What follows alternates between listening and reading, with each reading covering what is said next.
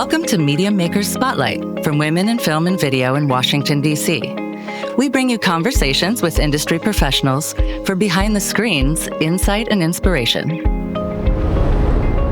Welcome to Media Makers Spotlight. I'm your host, Sandra Abrams, and today I'm chatting with Eden Raskin Jenkins about her feature documentary, Notes of a Citizen, the MARCUS RASKIN Story. You may have noticed the name Raskin is the same as our guest today and the name of the film project. That is because the film's subject is her father, Marcus Raskin. This story is not only a personal one, but also a public one. The film focuses on the time in Marcus's life in the 60s and 70s before Eden was born. Her father was someone who was in the room where it happened, as the saying goes. He studied piano at Juilliard, but then went into law, worked for a congressman, and later worked in the Kennedy White House. He left and later was indicted as part of the Boston Five for taking part in the Vietnam giraffe resistance to protest the war. He helped release the Pentagon Papers with Daniel Ellsberg and founded one of the first progressive think tanks, the Institute for Policy Studies, that was rated by the FBI. Does that sound familiar to anybody? And he was proudly on the Nixon's enemies list.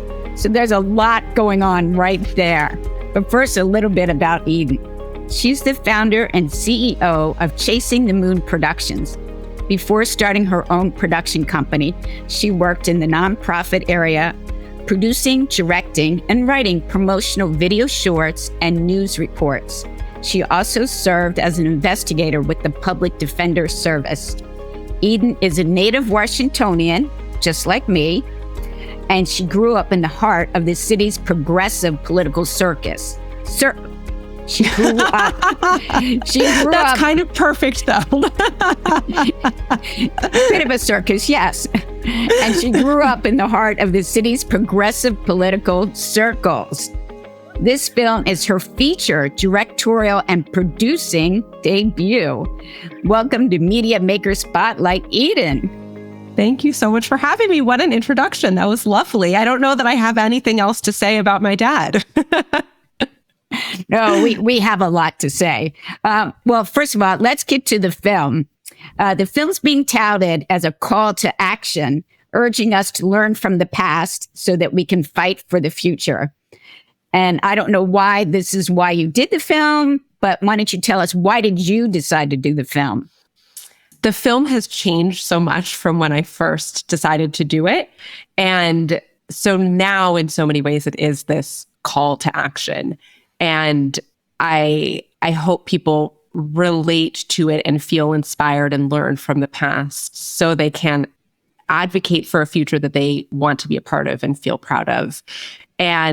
But really, the film, the documentary, started just as this little project, not even as a documentary, just as a way to capture my dad's music as he was declining and getting older.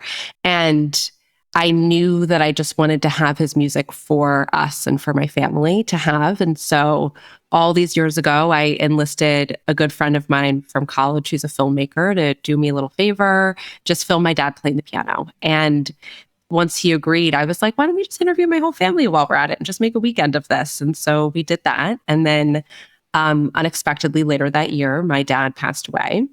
And I had all of this footage that I couldn't watch, honestly, for years, until about a few years ago when I connected again with my friend, Alex Galen, who is my co-director in this, and was like, let's watch everything. And we did. And I was like, oh, there is this huge story just begging to be told. And I think I'm the one to really tell it and tell this rich history, some of it known, some of it unknown, through this really personal lens of a daughter grieving and trying to also understand her father, and a person who I was so incredibly close with, but also put on this pedestal throughout my life and his life. And kind of for the first time, I'm meeting these different facets of who he was, because all of these incredible things that you named happened before I was born. And so I knew about all of it on this surface level, but I didn't ask him questions while I had the chance. And so now I really like to say that I'm asking everybody else but him.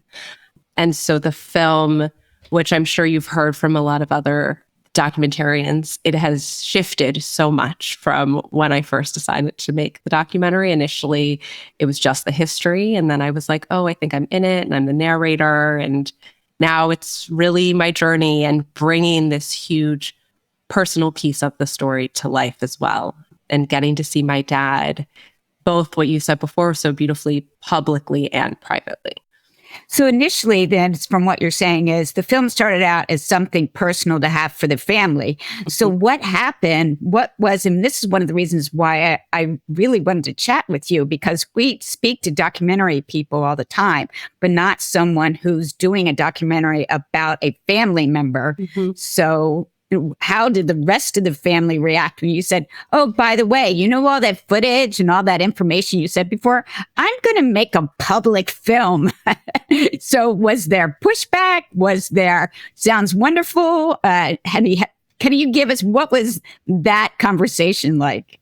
That's a great question. Family has been really supportive. So I have 3 older half siblings from my dad's first marriage. I'm from his second marriage. And we're all like very incredibly close. And I just kind of have this huge, crazy, wild family. And my siblings lived through this time. The 60s and 70s was their childhood. So great primary sources right there.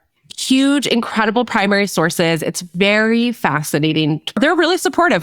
There's a piece of it. My brother is a public figure. And so he's like kind of used to being on camera. And so he's, I think, a little bit more comfortable with it, but also we're talking about really personal stuff at times. And that I think is a new experience. My older sister, who is, doesn't love being on camera, but is just so incredible and is doing this because she loves me, basically.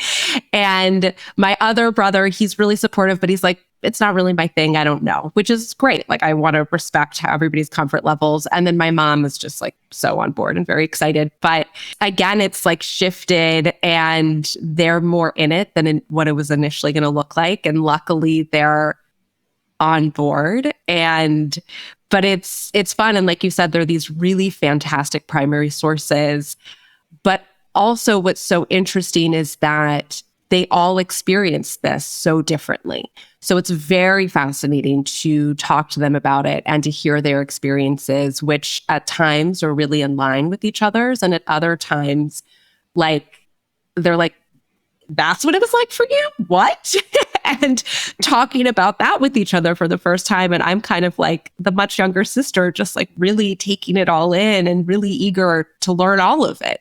So it's been fun. And I am so grateful also for this opportunity, because I think sometimes in families, you don't get into the weeds of things unless you have something that's kind of forcing you to do it. And, you know, they're all like, well, I can't believe you're making us do this on camera, but I'm grateful that they're letting me put a camera in their face and hook them up to microphones and stuff. Well, that's great that they are, because I'm sure you're going to come out with a much richer story than you initially thought. Oh, we're just going to watch him play the piano, which he had gone to school at Juilliard and then jumped into law. So it just seemed like, what did he tell you about that, at least from the music perspective, when you did get a chance to talk to him about that? Yeah, so his music was really the soundtrack to my life.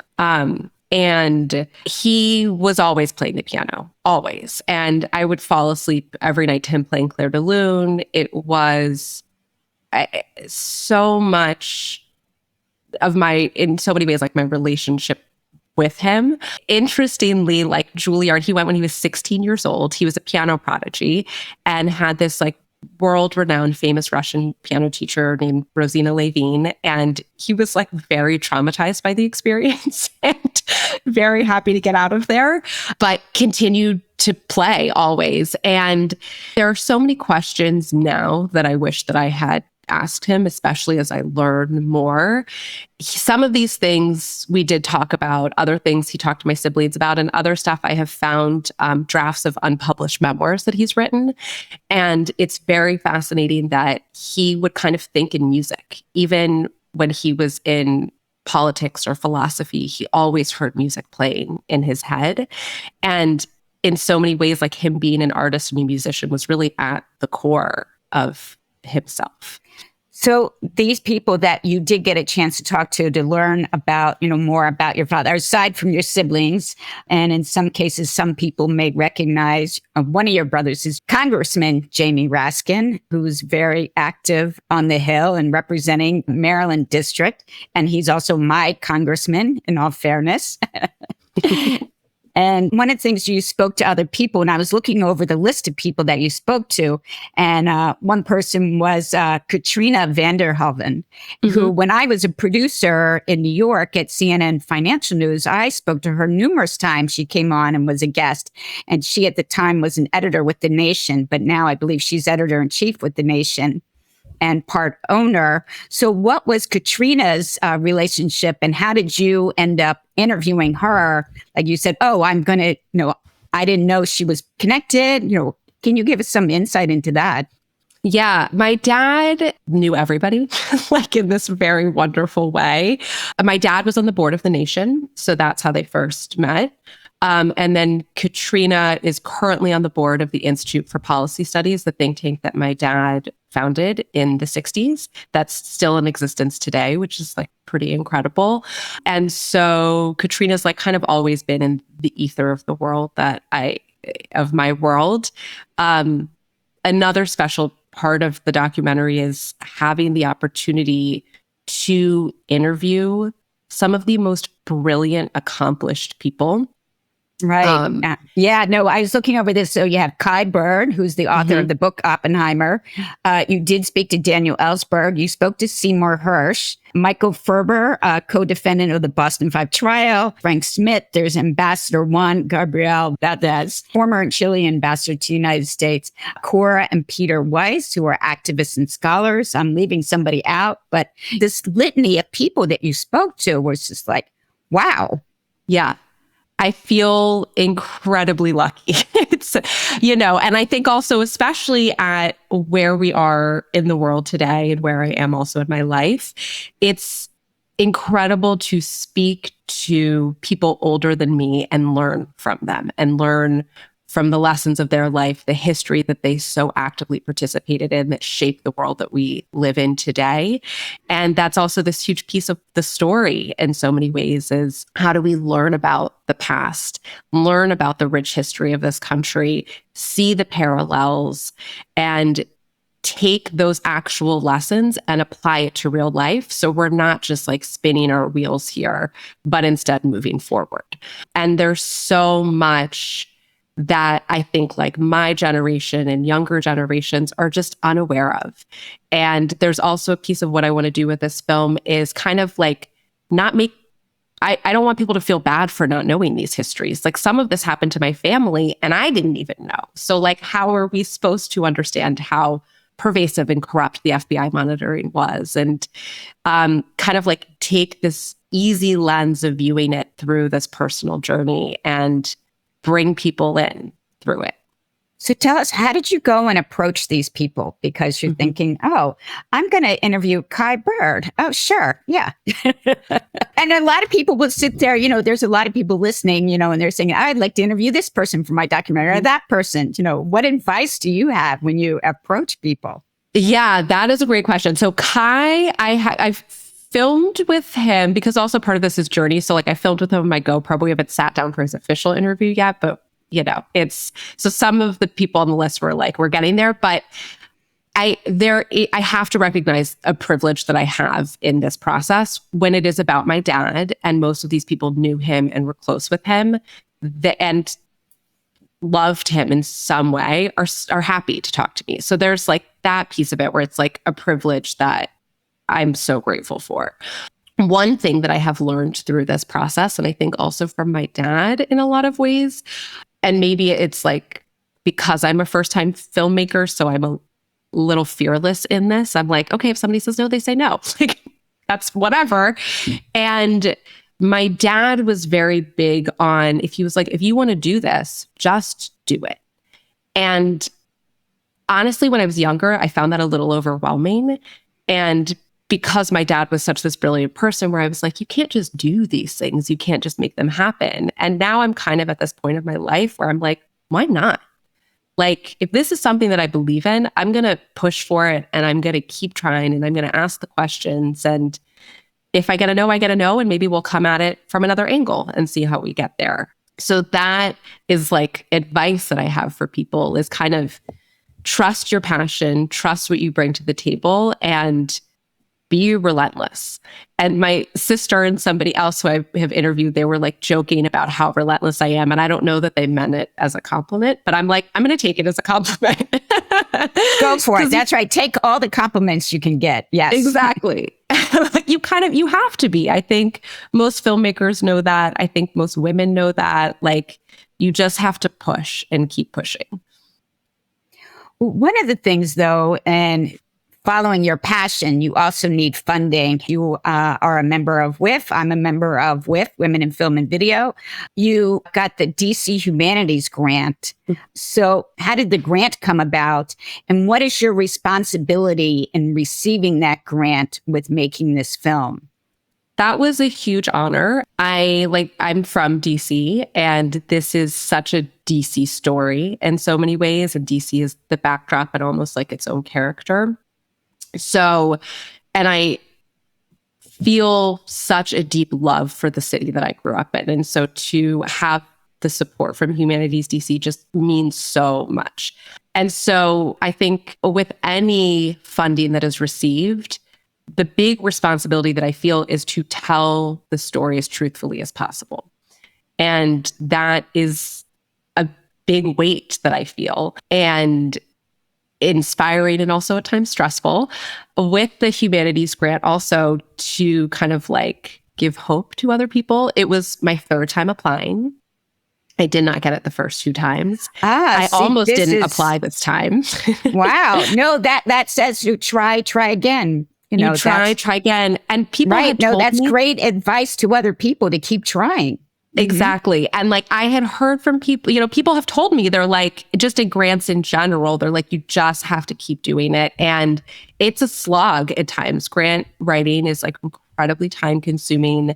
When you apply, it's like, even if they're all on the common app, like each one is still just enough different that you have to spend a lot of time on it. So it felt like a very big win.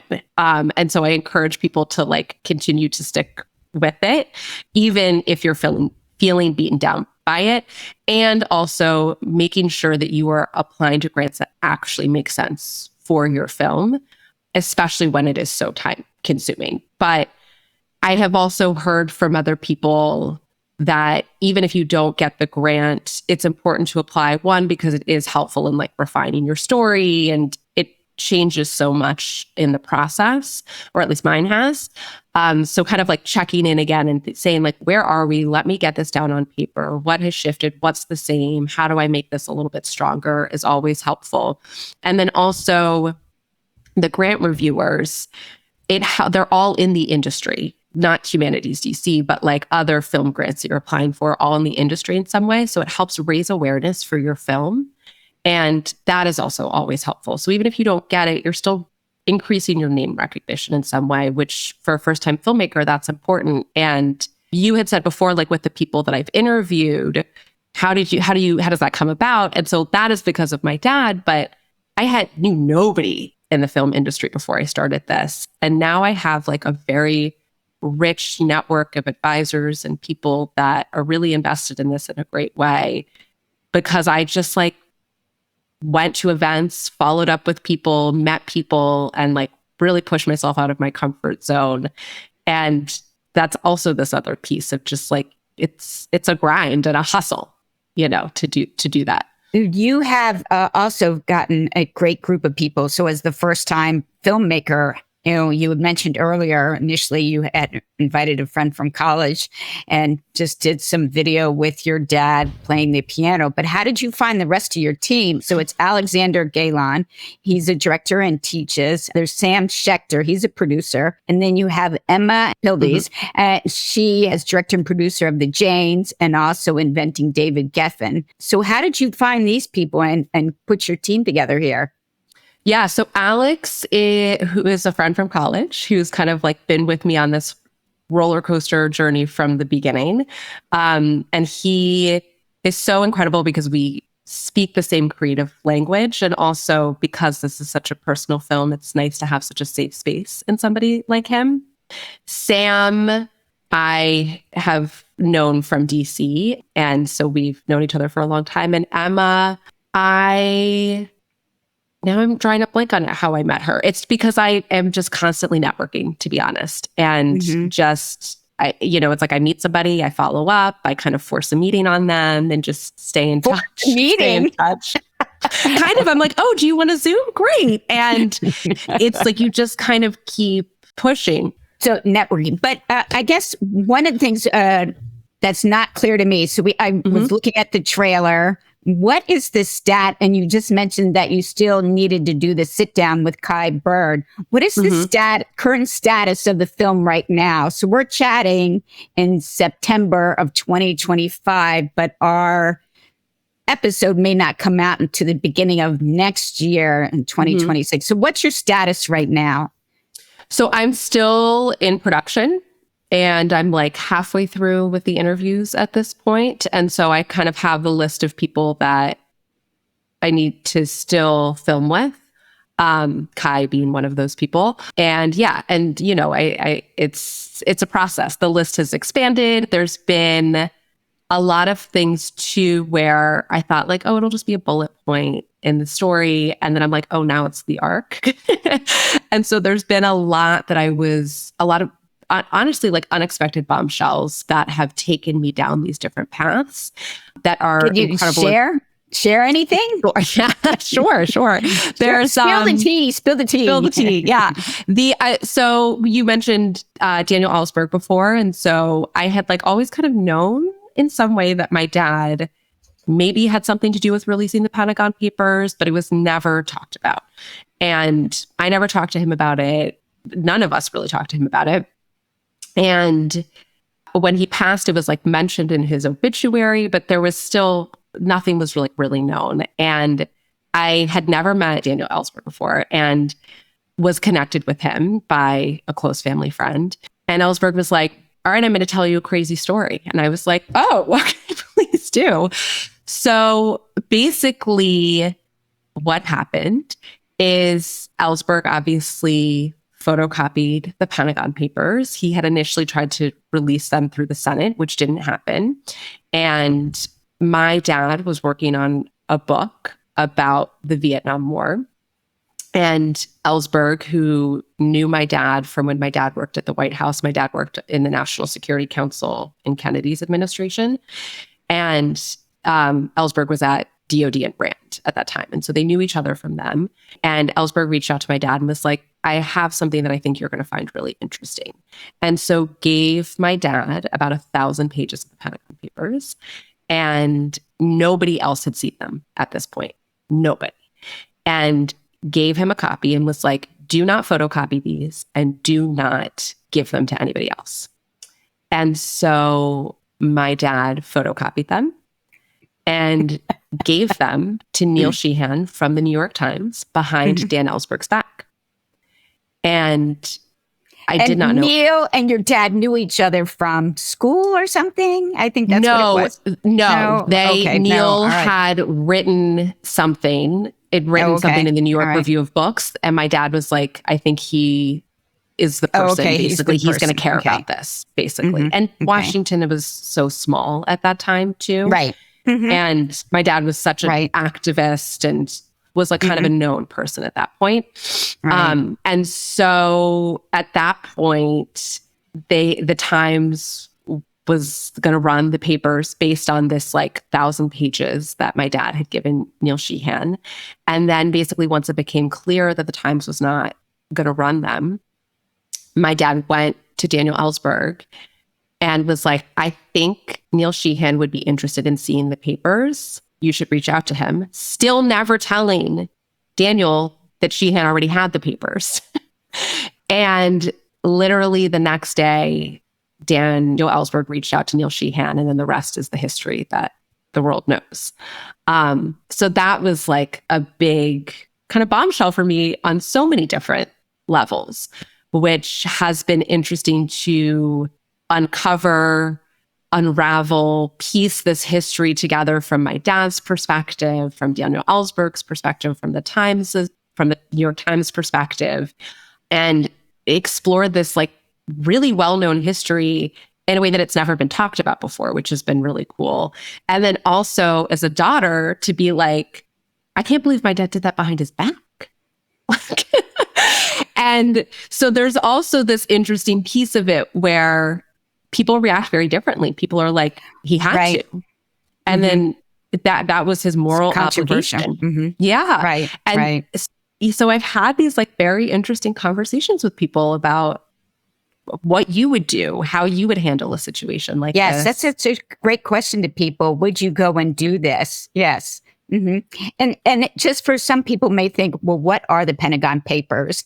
And I just want to say, the official title is the Report of the Office of the Secretary of Defense, Vietnam Task Force.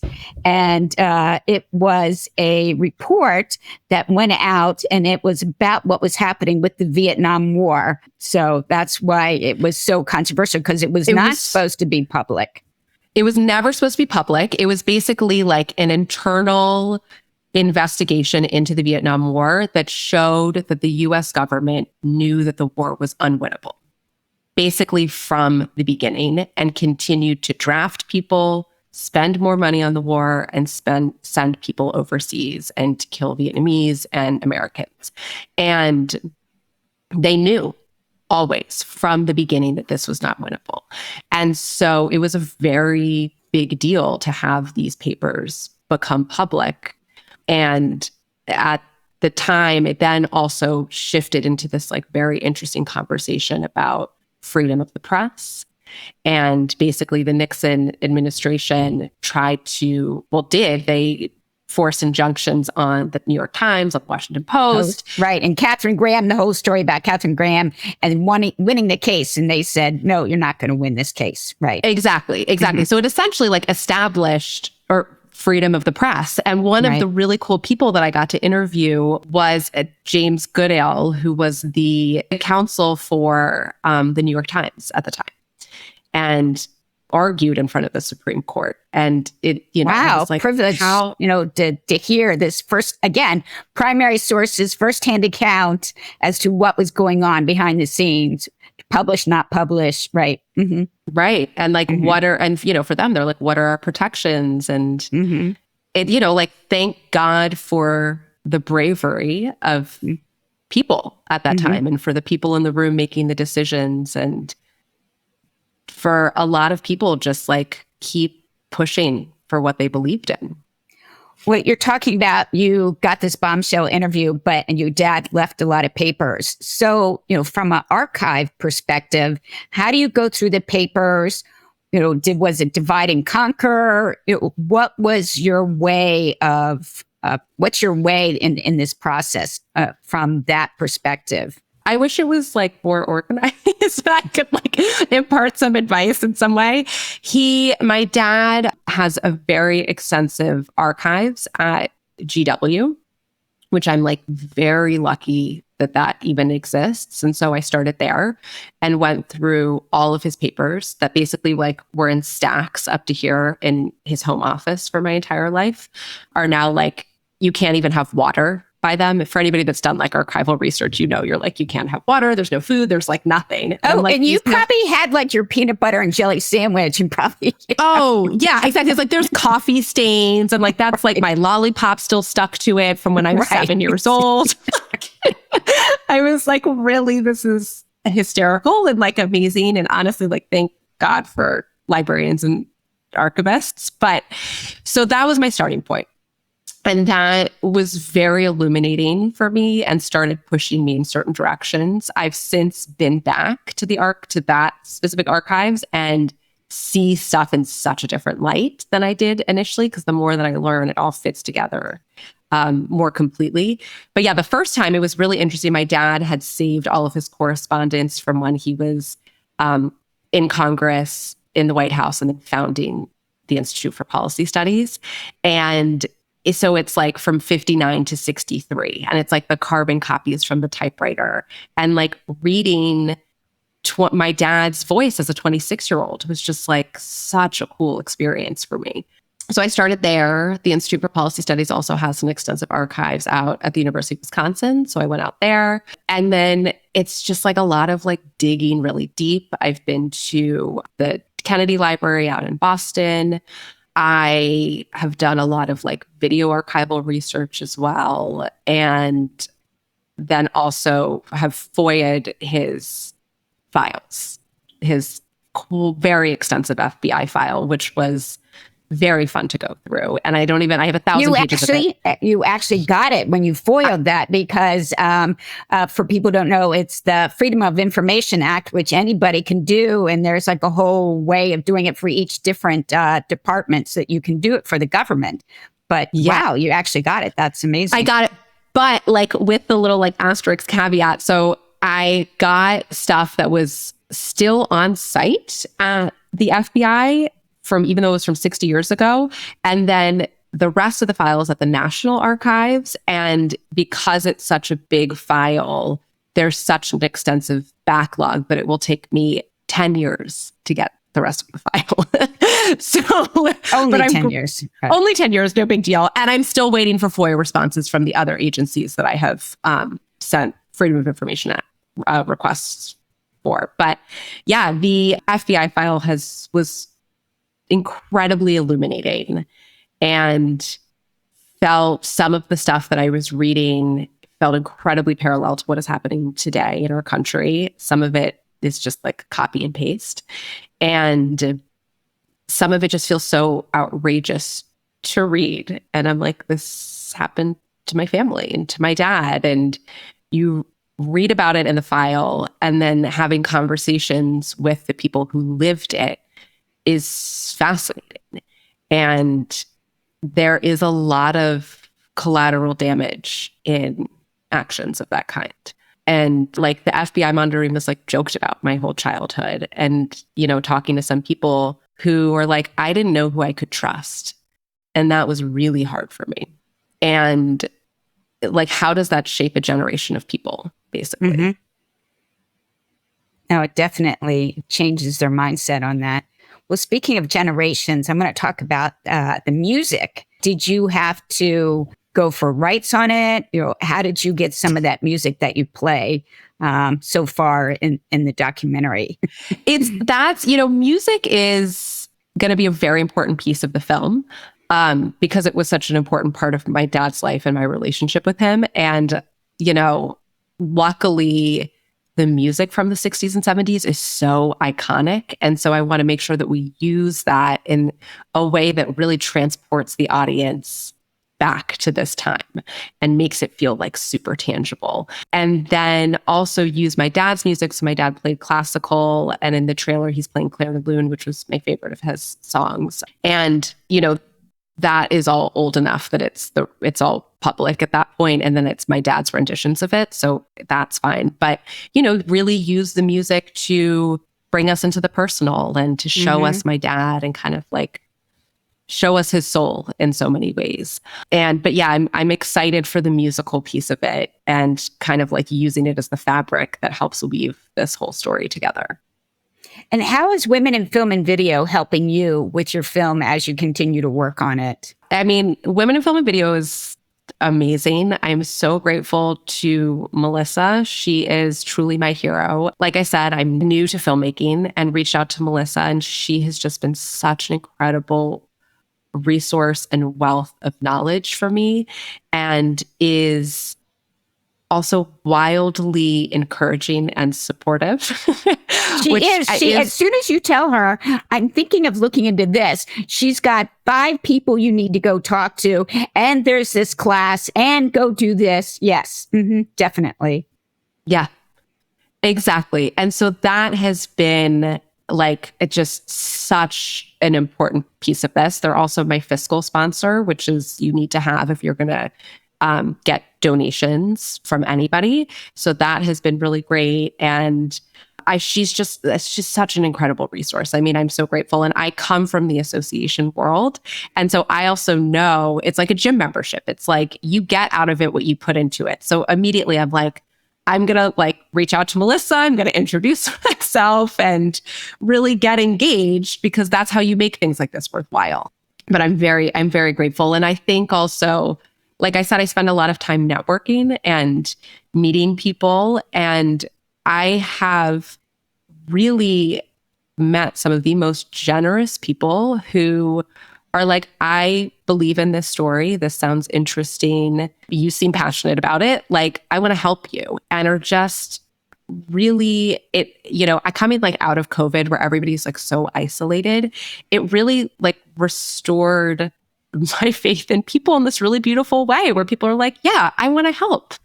And that has been really incredible. And especially the women that I have met, I'm just so grateful to them, who are just like, I'm going to bring you along with me, and I'm going to help you in any way that I can. That's wonderful. That's what you need. The film is Notes of a Citizen, the Marcus Raskin Story. Thank you, Eden, for having this conversation with Media Maker Spotlight. Where can people find out more information? You can visit me at marcusraskin.com, and you can follow on Instagram at Marcus Raskin Film. Thanks again, Eden. We really look forward to when the film comes out and all the juicy details. Thank you so much. This has been wonderful. I know, a lot of juicy details. This was like a little pin drop of what there is. Thanks for listening to Media Maker Spotlight from Women in Film and Video. To learn more about WIF, visit F as in Frank, V as in Victor.org. This podcast is produced by Sandra Abrams, Candace Block, Brandon Ferry, Tara Jabari, and Jerry Reinhardt, and edited by Michelle Kim, with audio production and mix by Steve Lack Audio and Ed Saltzman. Subscribe to continue learning from more amazing media makers. Please visit MediaMakerSpotlight.com for more information.